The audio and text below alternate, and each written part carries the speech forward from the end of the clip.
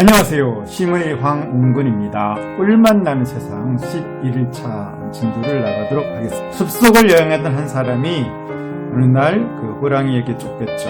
피살기로 도망갔어요. 그랬는데 절벽이 나타난 거죠. 밑을 보니까 아주 까마득해요. 그리고 그 밑에는 와우, 악어떼가 넘실거리고 있었어요. 그래서 뭐 어떡합니까? 일단은 내려가야죠. 내려가서 좀 어떻게 호랑이를 좀 피하려고 갔는데 그래도 우연찮게 나뭇가지를 잡게 되었어요. 그 밑동을 두 마리의 생쥐가 갉아먹고 있는 거였어요. 그런데 이 위기의 순간에 그 나뭇가지에는 그 꿀이 넘쳐 흐리고 있었던 거죠. 그 사람의 선택은 그 꿀맛이나 보자 그랬더니 갑자기 위험했던 상황은 온데간데가 없어졌다. 이런 이야기가 참 황당하죠. 호랑이가 지금 쫓아오고 있고 밑에는 까마득한 절벽이고 어찌해서 나뭇가지를 잡았는데 생쥐떼가 갉아먹고 있고 총체적인 위기에 빠졌어요. 자, 그런데 이 이야기는 사실 우리 삶을 얘기하고 있죠. 우리가 어려울 때 보면은 모든 문제들이 다 한꺼번에 와요. 근데 우리가 살다 보면은 우리 인생의 문제는 사실 크게 이 세 가지를 벗어나지 않죠. 첫째는 돈 문제잖아요. 경제적으로 너무 어려워요. 막 쫓겨. 거기다가 또 한 가지 어려움이 뭐냐면은 이제 내 몸과 마음의 건강을 잃는 경우죠. 그리고 또 대인관계까지 막 무너져가지고 외톨이가 되고 고립되고 이런 세 가지 상황이 바로 여기에 비유와 같은 거죠. 그런데 이 상황에서 꿀이 발견되는 거예요. 어차피 이 상황이 해소되지 않으니까 어떻게 할 수가 없잖아요. 할 수 있는 것은 그 꿀을 빨아 먹을 수 있는 뭐 그거밖에 없는 거예요. 너무 어려우니까 현재로서는 뭐 어쩔 수가 없잖아요. 호랑이를 어떻게 싸워서 이겨요. 그리고 그 낭떠러지 밑으로 내려갈 수도 없고 억지로 그렇게 잡았던 그 나뭇가지 흔들리고 있고 사실 우리가 이 상황에서 꿀을 빨아먹고 있는 거예요. 우리는 누구라도 지금 현재 웬만하면은 그 노래를 부르잖아요. 그리고 춤추잖아요. 그 향후 닥쳐올 그 위험 이런 거는 우리 관심이 없어요. 그리고 놀기 바쁘거든요. 이 세상의 그런 위급한 상황에서 그렇게 민감하지 않게 반응한다는 거죠. 그러면은 우리 내부에 뭔가가 있다는 거죠. 그게 바로 깨침이다. 이 깨침이라는 것은 우리가 이런 위험 상황이라는 것에 대해서 냉철하게 인식을 하는 거예요. 이거 위험한 상황처럼 보일 뿐이다. 이거는 그런데 허상이야 라고 얘기를 하고 있는 거죠. 내가 모르는, 나가 알지 못하는 더 그 큰 나, 그 깨침이가 이럴 때 나타나는 거예요. 나도 모르는 사이에 얘는 걱정거리를 가지고 있지 않아요. 그냥 꿀을 빨아먹는 거죠. 그런데 어떻게 꿀을 빨아먹는 순간에 이 문제가 다 해소됐을까요? 이 책에서는 이 끝부분에 보면은 생각의 안개가 걷혔다라고 표현하고 있죠. 이게 어떤 상황이냐. 자, 내가 꿀을 먹었더니 너무 달콤한 거예요. 그 달콤한 그 기운이 나를 깨워준 거죠. 뭐냐? 내가 꿈을 꾸고 있었다는 거죠. 악몽을 꾸고 있었다는 거예요. 호랑이도 없었고 절벽도 없었고 악어떼도 없었고 생쥐떼도 없었던 거예요. 그냥 꿈이었다는 거죠. 그래서 그 깨침에 의해서 내가 꿀을 먹고 나서 그 꿀맛에 취해서 깨어보니까 아무런 문제 없었다는 거예요. 우리의 삶이 이와 같다는 거지요. 우리 신라의 고승 원효대사 이야기가 나오죠. 당나라 유학길에 오른 원효는 어느 날 밤에 길을 잃고 톡을 찾아 잠을 청했다. 그런데 너무 목이 말랐다. 그때 우연히 잠결에 손에 잡히는 바가지에 물이 고여 있어 마시게 되었는데 갈증이 심한 터라 물맛이 감로수와 같았다. 다음날 아침에 깨어보니 그곳은 무덤 속이었고 갈증을 달래준 물은 해골에 담겨있는 빗물이었다. 그 순간 엄청난 굴욕질을 했어요. 그렇게 한동안 심하게 고통스러워하다가 불현듯 한 소식을 듣게 되었다. 원효는 그렇게 깨달음을 얻자 곧바로 신라로 발길을 돌렸다는 거죠. 무엇을 깨달은 걸까요 도대체 우리 원효대사는? 내가 너무너무 괴로웠잖아요. 해골 바가지로 그 더러운 물을 내가 마셨다는 그 자체에 대해서 그 생각이 올라온 순간 너무나 많이 괴로웠던 거죠. 그러면서 실제 토역질도 해대고 그랬는데 내가 만일 좀 더 일찍 일어나가지고 동이 트기 전에 이 자리를 떠났다면은 이런 일이 있었을까? 내가 해골바가지의 고인 물을 먹었는 줄도 모를 거 아니에요. 그렇다면은 어떻게 내가 이렇게 괴로워했겠느냐? 이건 뭐지? 상황은 똑같은데 내가 이걸 인식하는 순간 괴롭다는 거죠. 그러면은 해골바가지에서 고인 물을 내가 먹었다는 이 현실이 나를 괴롭게 하는 것이 아니라 해골바가지에 고인 빗물을 먹었다는 그 생각이 나를 괴롭히고 있었다는 거죠. 사실 해골바가지를 하더라도 용기가 불과한 거 아니겠어요? 동그란 용기. 그게 단지 해골바가지였던 거죠. 그 오래된 해골바가지에 빗물이 고인다고 한다면 뭐 깨끗하게 그냥 빗물에 씻겨져서 그냥 하얀 용기 있는 뭐 그냥 빗물 정도 아니겠어요? 그거 먹는다고 뭐 신체적으로 문제가 될 것도 아니고 정말 내 갈증을 식혀주고 나기에는 충분한 그런 그냥 물이었던 거죠. 빗물. 감로수라고도 볼 수가 있는 거죠. 그러면 이거는 뭐냐? 이 생각이 나를 그렇게 힘들게 했구나. 그러면은 내가 지금 고통을 느끼는 모든 것들이 다 생각의 문제인가? 이렇게 점검이 된 거죠. 그 순간 깨달음이 온 거죠. 아니 그렇다면 내가 이것 외에 어떤 더 큰 깨달음을 얻을 수 있는 거지? 이것만 충분하잖아.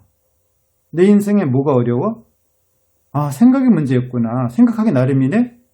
그럼 내가 당나라 가서 뭘 배운다는 얘기지? 이 정도면 충분한 거 아니야? 더 배울 필요가 없었다는 거죠. 이 정도면 인생을 살기에 너무나 충분했기 때문에 그냥 유학을 접고 다시 신라로 귀환을 했던 거죠. 그리고 그 대승기 신론서라는 유명한 책을 썼잖아요. 우리도 이어갔다는 거죠. 모든 것이 관념에 불과하다. 이런 걸 우리는 많이 동의해요. 그런데 저도 그랬듯이 죽음은 관념이 아니지 않느냐. 현실인데 이게 어떻게 해결되느냐. 그런데 이것도 알고 보면은 나만의 생각이었다는 거죠. 강박이의 견해였다는 거죠. 그리고 그 강박이가 죽음이라는 것은 그 해골바가지처럼 아주 그 흉악한 그 무엇이라고 이제 착색을 한 거죠. 그리고 그 견해로서 이제 얘기를 하는 거죠. 죽음은 절대 안 돼. 그런데 우리 속에 있는 깨치미는 훤히 알고 있다는 얘기예요. 그래서 우리가 이미 살아있지 않다는 것. 우리가 살아있는데 살아있지 않다는 거죠. 이건 말이 좀 어폐가 있는 것 같지만은 우리가 이 죽음으로서 살고 있는데 그것이 왜 문제가 되겠느냐. 죽음에 대한 잘못된 관념이 있다는 거지요. 그래서 저도 이거를 이제 이해하고 나서 죽음에 대한 그 두려움으로부터 굉장히 자유로워졌던 거죠. 어떤 사람이 물었어요. 저는 현실적으로 되는 일이 없다 보니까 불안과 우울감이 심해요. 어떻게 하면 이렇게 좋지 않은 감정으로부터 벗어날 수 있을까요? 이때는 감정을 물끄러미 쳐다보자. 그러면 그 감정이 어떻게 생기는지 알 수가 있다는 거죠. 생각이 그 감정을 만들어냈다. 감정은 생각의 그림자다. 그러면은 생각을 달리하면은 그 감정 대수될 것이 아니냐. 즉 원카드, 뭐뭐 해야만 한다. 그래야만 한다. 이런 것에서 벗어나서 아닐 수도 있다. 그렇지 않아도 된다라고 한다면 어떻게 심한 우울감이라든지 공황증이 올 수 있겠냐 이거죠. 그런데 우리가 그런 생각의 유연성을 가지려면은 훈련이 필요하다는 거죠. 그리고 집중력이 필요한 건데 그렇게 하기 위해서 우리가 이제 성인의 말씀을 읽고 쓰고 외우자, 묵상하자 이런 부분들이 필요한 거죠. 그렇게 해서 나보다 내 생각보다 더 크고 넓은 성인의 말씀들이 들어왔을 때만이 이제 나의 그 생각 범위 벗어나서 그런 집중력, 내 감정과 내 생각을 관찰할 수 있는 그런 에너지가 생겨난다는 거지요. 내 삶의 위험 상황은 강박이가 만들어낸 착각이었다. 이것이 다 꿈이었다는 거지요. 호랑이도 없었고 절벽도 없었고 생쥐떼도 없었는데 그냥 내 생각이 강박이가 만들어낸 가상 공간이었다. 그것은 마치 내가 지금껏 컴퓨터 속 정글 탈출 게임에 몰입해서 그만 가상 공간을 현실로 착각했던 것과 다르지 않았다. 우리가 게임하면서 그렇게 절체절명의 위기 상황에 만날 수 있잖아요. 적들이 사방 몰려오고 나는 뭐 아이템도 없고 뭐 이렇게 쓸 수 있는 그 머니도 없고 죽을 수밖에 없잖아요. 그런데 그렇게 해서 게임이 끝나고 보니까 나는 그대로 있잖아요. 예. 나는 게이머였지 그 속에 있는 그 아바타가 아니었던 거죠. 이것이 우리 현실에서 자주 일어난다는 거지요. 깊은 회의와 우울감에 빠진 고교 중퇴생이 말했어요. 선생님, 삶이 참 공허해요. 더 이상 의욕도 없고 살고 싶지도 않고 결국 끝날 것인데 열심히 살아서 뭐해요? 이 학생은 사실은 통찰력이 뛰어난 거죠. 삶의 공허를 봤으니까요. 맞아요. 삶은 공허하죠. 그런데 왜 그것이 문제냐? 그러니까 공허하니까 문제라는 거죠. 그러면은 공허해서는 안 되냐? 그러니까 이 학생이 공허해도 되는 건가요? 이걸로 이제 생각이 굉장히 가벼워졌죠. 우리가 이 삶이 꽉 차 있다면은 숨이 막히죠. 그리고 공허하기 때문에 또 이 공허의 그 공간 속에 우리가 여러 가지를 담을 수 있잖아요. 그런데 이런 삶이 공허해서 안 된다는 그런 강박 심리로 인해서 어려웠던 거죠. 그러니까 이게 원카드잖아요. 삶은 꽉 차 있어야 된다. 절대로 공허하면 안 된다. 나는 허송세월을 보내면 안 된다. 뭐 이런 생각들이 나를 힘들게 했다는 거죠. 제 그 경험담이 나오네요. 저는 그 91년도에 한의대 과정을 마친 다음에 국가고시를 치렀어요. 그런데 말입니다. 그때 제가 시험을 치르면서 이런 생각을 했어요. 와, 내가 정말 많이 놀았구나. 그때도 우리 그 선배들은 합격률이 95%, 97% 이상이었거든요. 와, 나는 도저히 여기 합격할 수가 없겠다. 난 3%, 5% 안에 드는 사람이다. 공부를 너무 안 했구나. 저는 이제 그런 생각이 떠올랐던 거죠. 그런데 1교시 끝나고 휴식 시간이죠. 그때 다 사색이 돼 있는 거예요. 저뿐만이 아니라 우리 친구들 모두가 다. 이렇게 어려운 국가고시를 어떻게 선배들이 합격했는지 모르겠어요. 근데 아니나 다를까요? 그때가 좀 시험 출제가 굉장히 생소했어요. 그래서 그 당시 합격률이 63%로 뚝 떨어졌어요.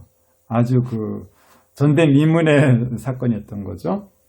그런데 그 63%의 합격률에서 제가 합격을 했던 거예요. 저는 믿기지가 않아요. 아마 0.1점 차이로 아마 붙은 것 같아요. 커트라인에서.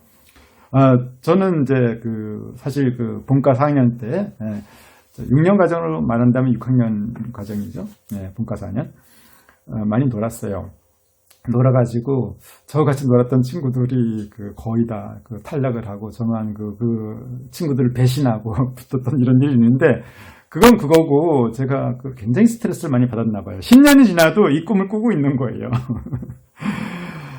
야, 그래서 국가고시 시험장에서 있는데, 막 그냥 복잡해요. 수식들도 복잡하고, 기호들도 복잡하고, 정신없이 쫓겼던 거예요. 그러다가, 이거 혹시 꿈 아니야? 했는데 정말 꿈이었다는 거죠.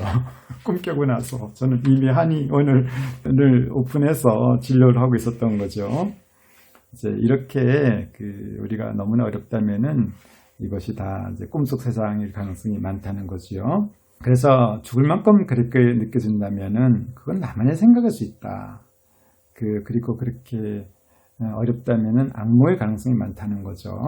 그러니까 나를 괴롭힌 그 남자도 문제가 아니고 나를 압박하는 그 여자도 문제가 아니고 실패도 문제가 아니라는 거지요. 죽음도 문제가 아니다. 뭐냐? 우리가 이제 무지하기 때문에 착각하기 때문에 그러다 보니까 욕심이 생기고 거기에 대한 집착으로 인해서 괴로워진 건데 현실은 아무 문제가 없었다는 거죠.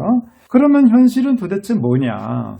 바로 꿀맛이 나는 세상이다. 그런데 우리가 그 어려운 거는 실제 있어요. 그게 바로 뭐냐면은 지금 너무나 안타깝게도 우리 우크라이나 전쟁이 아직까지도 이어지고 있잖아요.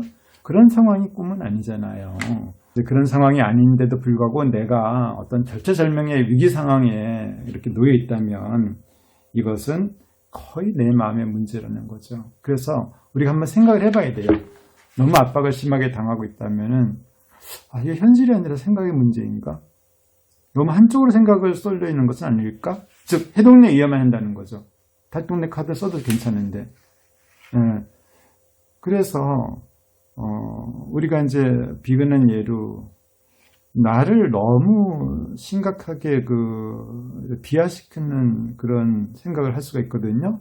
그리고 비하하는 이유는 증거물이 있어요. 이런 증거 저런 증거로. 그래서 나는 안 돼 라고 이렇게 생각하는 경우가 있는데 그 증거가 다 사실은 근거가 없거든요.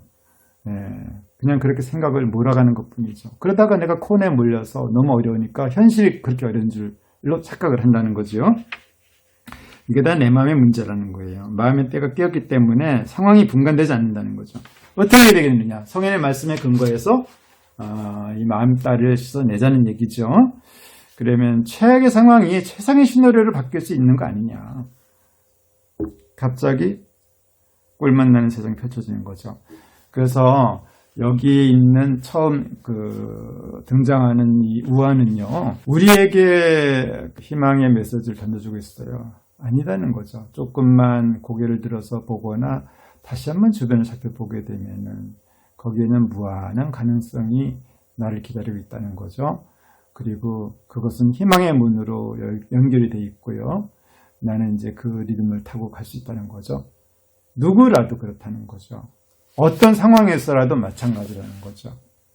내가 콘에 몰려있는 것은 실제 콘에 몰렸기보다는 내 생각이 너무 강박적으로 한쪽으로 쏠려 있기 때문에 일어나는 현상이라는 거지요. 바람을 맞으며 조깅하기, 소낙비에 발 적시기, 땀 흘리며 등산하기, 겨울에서 목욕하기, 눈밭에서 굴러보기, 취미가 같은 사람들과의 담소, 책을 통해 동서, 고금을 넘나들기, 박진감 넘치는 스포츠 관람. 요즘 월드컵이 그렇잖아요. 연인과의 밀월, 아이들의 웃음소리들, 음악 감상과 연주, 아침잠의 달콤함, 무아와의 조유. 내가 없어지는 그 기분 최고잖아요. 위기 탈출의 기쁨. 우리가 너무 어려울 때도 있지만 또 이것을 벗어나는 순간 얼마나 기쁩니까? 그런 일들이 우리 삶에 늘 일어나고 있고요. 그래서 사실은 내가 여러 가지 어려움을 많이 느끼겠지만은 그것이 진짜 일어나는 그런 전쟁 상황, 또 춥고 배고픈 이런 상황이 아니라면은 그것은 내 생각이 만들어낸 하나의 화상입니다. 자, 그러면 내 안에 있는 깨치미를 불러보자고요. 깨치마! 자, 나를 이런 생각에 분리해서 얼른 꺼내다오. 파이팅! 다음에 12차에서 보도록 하겠습니다. 고맙습니다.